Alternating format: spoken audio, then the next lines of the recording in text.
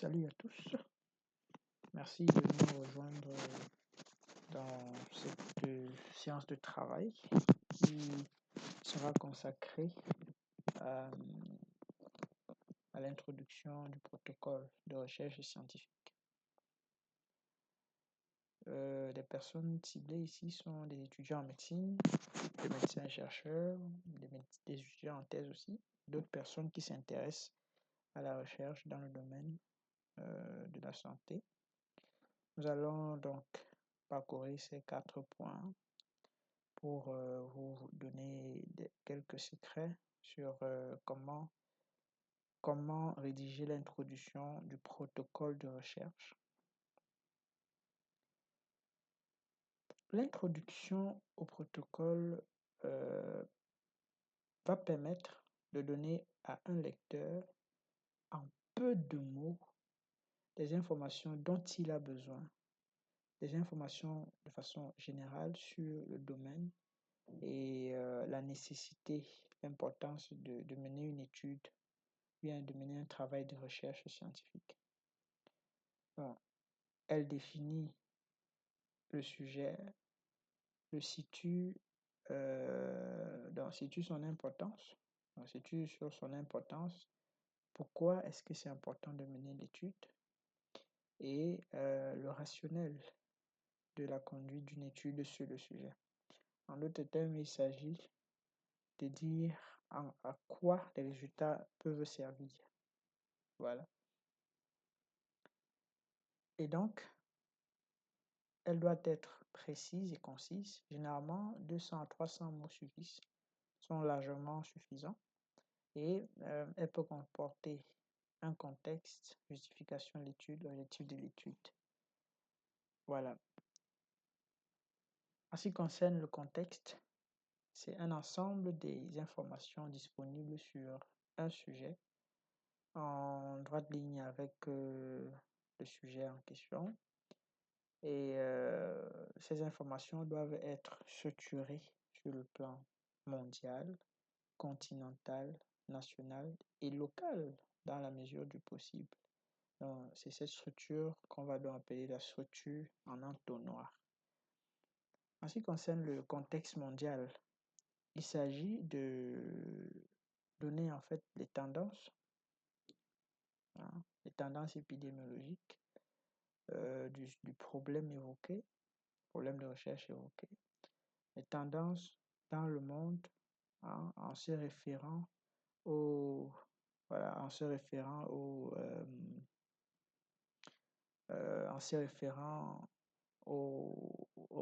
aux publications de certaines organisations comme l'Organisation mondiale de la santé, l'ONU, et j'en passe, des grandes organisations, ou les publications, les travaux qui ont été effectués dans des grandes métropoles dans le monde. Voilà.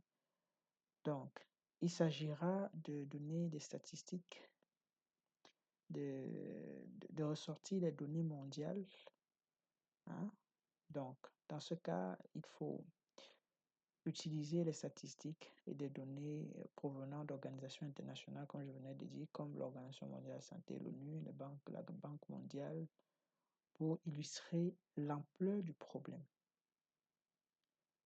Ressortir les tendances, ça revient également à présenter les tendances actuelles et l'évolution récente du problème. Voilà.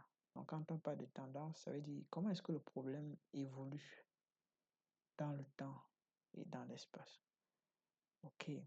Il faut également, en ce qui concerne le contexte mondial, ressortir l'impact global du problème et cet impact peut être économique. Donc, vous pouvez ressortir les conséquences économiques en décrivant les impacts économiques du problème à l'échelle mondiale, les conséquences sociales, y compris les effets sur la santé publique, l'éducation, le bien-être général. Ressortir les conséquences environnementales, ça c'est l'impact que le problème a. Donc vous essayez de ressortir les conséquences environnementales si c'est possible. Voilà, donc Toutefois, ça dépendra du sujet que vous avez. Donc, ce n'est pas pour dire que tous ces aspects doivent être là, mais ça va dépendre du sujet que vous avez. Ça va dépendre du problème de recherche que vous voulez aborder. Voilà. On peut également faire dans cette partie de contexte mondial une comparaison régionale en ressortant les différences régionales, comparer comment le problème se manifeste dans différentes régions du monde, donner des exemples de pays ou de régions particulièrement affectées. Voilà. Donc, et également, il s'agit dans cette partie aussi, il pourra aussi s'agir de ressortir d'initiatives, les initiatives et les politiques mondiales qui sont mises en place pour résoudre ce problème dans d'autres contextes. Donc, les initiatives internationales, là, vous pouvez mentionner les initiatives et les politiques mises en place par des organisations internationales pour aborder le problème et également ressortir les succès et défis, hein, les succès et défis face à ces initiatives. Ok. Vous pouvez également, dans cette partie, ressortir les lacunes et les besoins de recherche. Donc, les lacunes actuelles. Les lacunes actuelles, expliquer pourquoi une recherche supplémentaire est nécessaire et comment votre étude contribuera à combler ces lacunes. Voilà. Donc ça, ce sont des aspects que vous pouvez ressortir dans votre introduction au contexte mondial. Alors, j'ai envie de dire que cette structuration peut être applicable au contexte continental et national. Donc ça, ce que nous venons de voir là, ça peut être applicable au contexte continental. Vous pouvez essayer de structurer ça comme ça. Voilà. Donc, je vais vous présenter un exemple d'introduction de contexte mondial pour que vous puissiez voir de quoi je suis en train de parler exactement. Alors, ici, c'est une étude que nous avons menée. Bon, ça, c'est vraiment les paragraphes que j'ai mis ici, c'est pour vous montrer l'exemple. Il s'agit en fait d'une étude portant sur l'apprentissage automatique dans la prédiction du devenir défavorable chez les patients traités pour tuberculose. Ouais, le problème ici, c'est le devenir défavorable des patients traités pour tuberculose. Voilà, considérons qu'on connaît bien la définition du devenir défavorable. Et je vais vous dérouler un exemple de contexte mondial dans ce cas. Alors, j'ai commencé par dire que la tuberculose reste l'une des maladies infectieuses les plus mortelles au monde. Ça, c'est une définition. Ça peut faire office de définition. Quand je dis définition, ça ne veut pas dire forcément définir la tuberculose.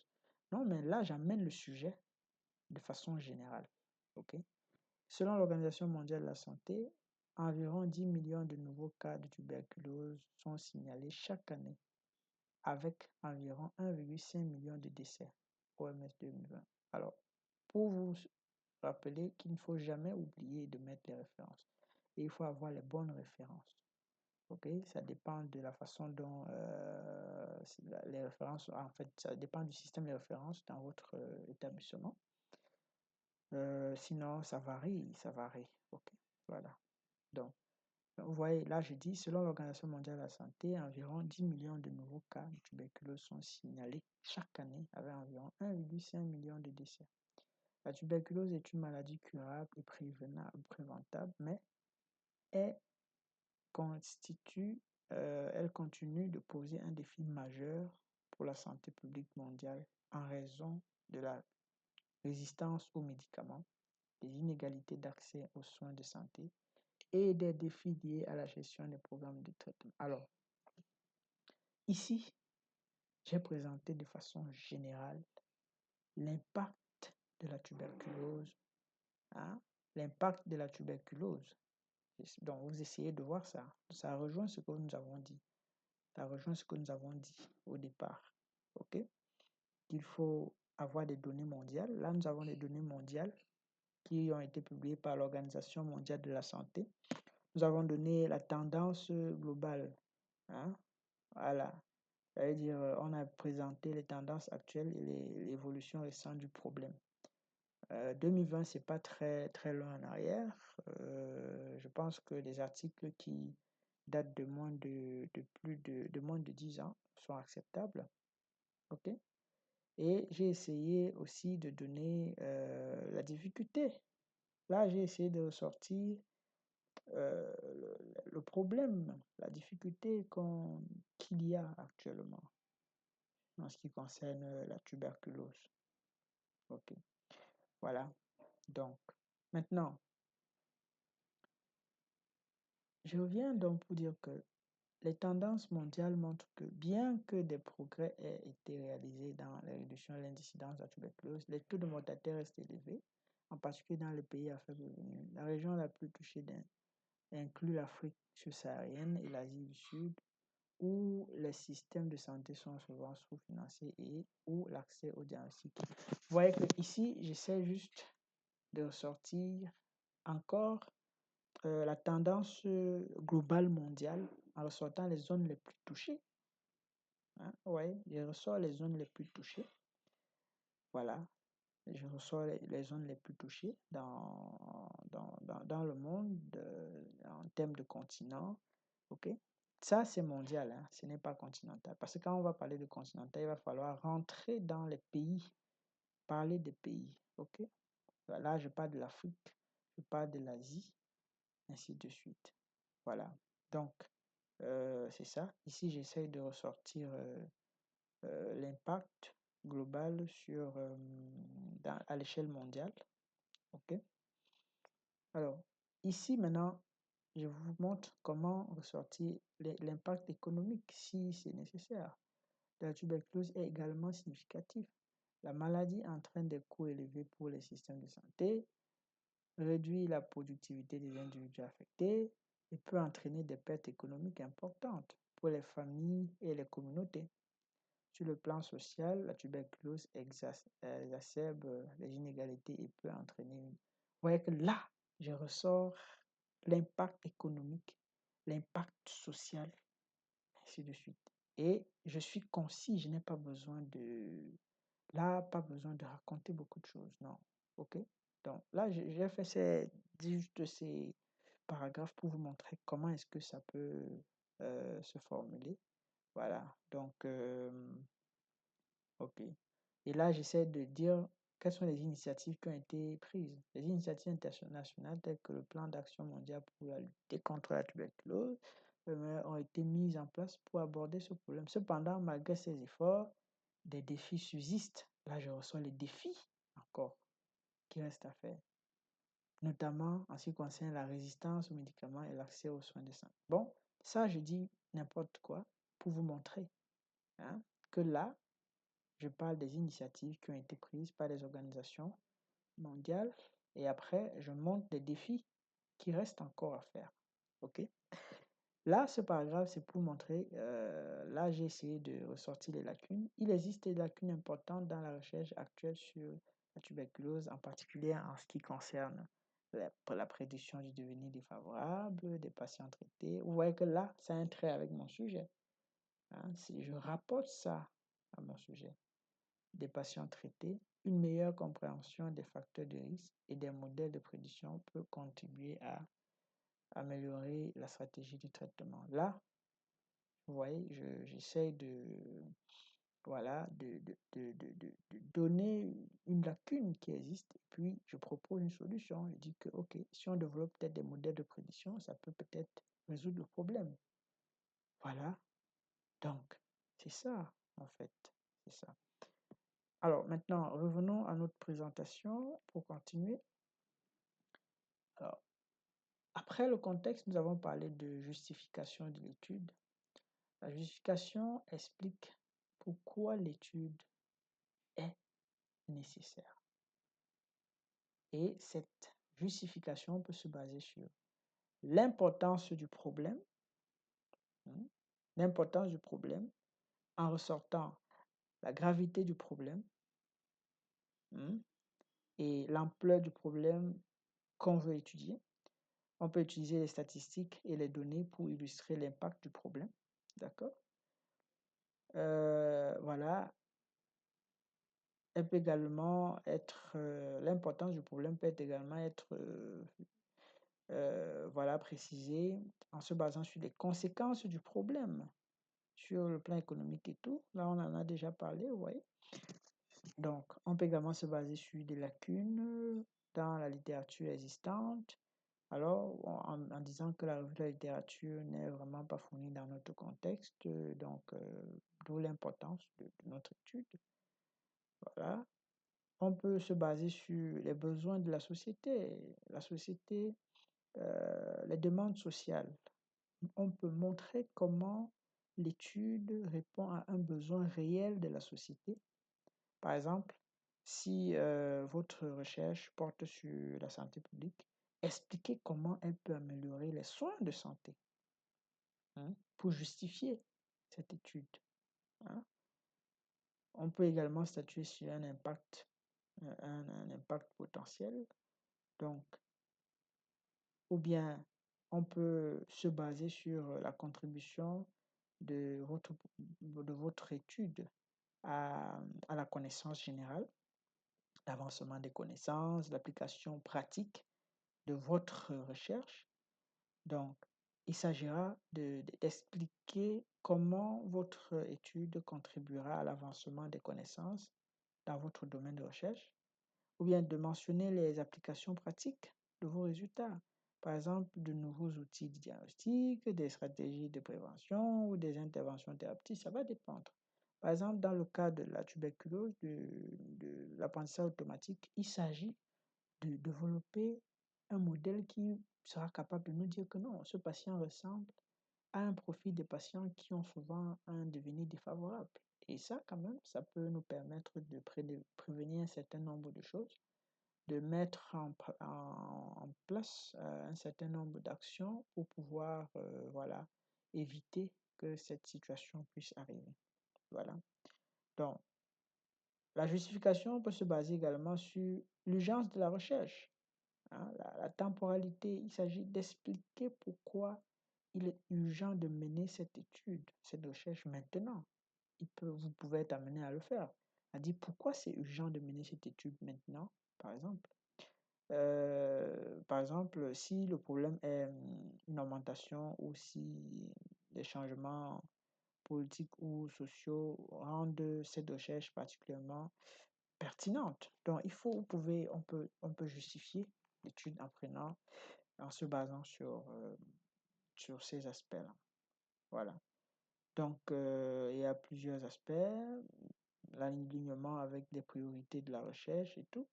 Ça veut dire que on peut avoir des priorités nationales et internationales.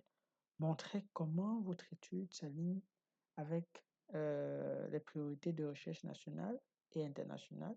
Citer des documents de politique ou, je veux dire, des documents qui vont vous permettre de dire que conformément à la politique de santé qui voudrait que, voilà, en 2000 tel, on obtienne qu'on n'ait plus d'enfants avec, par exemple, le paludisme, cette étude pourra nous permettre de faire d'innover dans tel domaine, de telle sorte qu'on puisse aboutir. Voilà, donc c'est ça, quand je parle de politique, en fait, c'est ça. Ce n'est pas autre chose. Voilà. Donc, je vais une fois de plus vous montrer un exemple de justification de l'étude. Je crois que j'ai un exemple de justification de l'étude. Ok, je retrouve la page. Là, voilà. Donc, ça, c'est toujours notre étude basée sur l'apprentissage automatique pour la prédiction des cas d'issue défavorable. Ouais, c'est un petit paragraphe, pas long. Notre étude s'aligne avec les priorités de recherche nationales et internationales telles que celles définies par l'Organisation mondiale de la santé et d'autres organisations de santé publique. En utilisant des techniques avancées d'apprentissage automatique, nous espérons contribuer de manière significative à la littérature existante et fournir des outils pratiques pour les cliniciens et les décideurs en santé publique. Voilà une justification. OK, voilà une justification. Donc, ça peut le faire. Donc, ça vraiment, je rappelle encore, c'est des exemples pour vous montrer comment ça peut se rédiger. Et j'espère que cette vidéo vous a apporté quelques éclaircies sur comment rédiger l'introduction. Nous allons continuer avec des astuces. Alors, quelles sont des astuces? L'introduction doit être claire et concise. Vous devez utiliser un langage simple, direct, et éviter les confusions au maximum. Vous devez utiliser des références pertinentes, des références, des articles qui peuvent être reconnus, des organisations qui sont reconnues. Hein? Citer des sources fiables pour étayer les arguments. L'introduction est structurée de façon logique. Vous devez structurer les informations de façon logique pour que le lecteur qui lit votre introduction ait une idée déjà de ce qui va se passer. Hein? Soit situé sur le problème et ait une idée sur ce qui va se passer. D'accord? De ce que vous pourrez avoir comme résultat. Et l'importance et l'impact que cette étude peut avoir sur la communauté scientifique ou bien l'impact que ça peut avoir sur l'innovation dans le domaine de la santé. Et vous devez adapter le langage au public cible.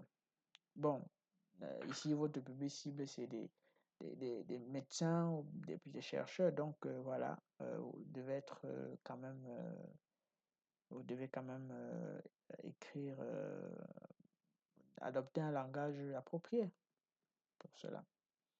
Alors, ce qu'il ne faut pas faire quand vous rédigez l'introduction, c'est ne pas surcharger l'introduction. On vous a dit c'est maximum, c'est entre 200 et 300 mots maximum. Ne pas surcharger l'introduction d'informations. Évitez les généralités et les affirmations non fondées. Toujours étayer vos affirmations avec des preuves ou des références. Ne pas inclure de données ou de résultats dans l'introduction. Vous n'en avez pas besoin. Éviter les fautes d'orthographe au maximum. Ça, c'est des fondamentaux. Je pense que pour ça, il n'y a aucun souci. Alors, nous sommes au terme de cette présentation et vous pouvez nous contacter à tout moment. Nous allons laisser le contact dans la description de cette vidéo. Vous pouvez nous contacter si vous avez des questions ou autres.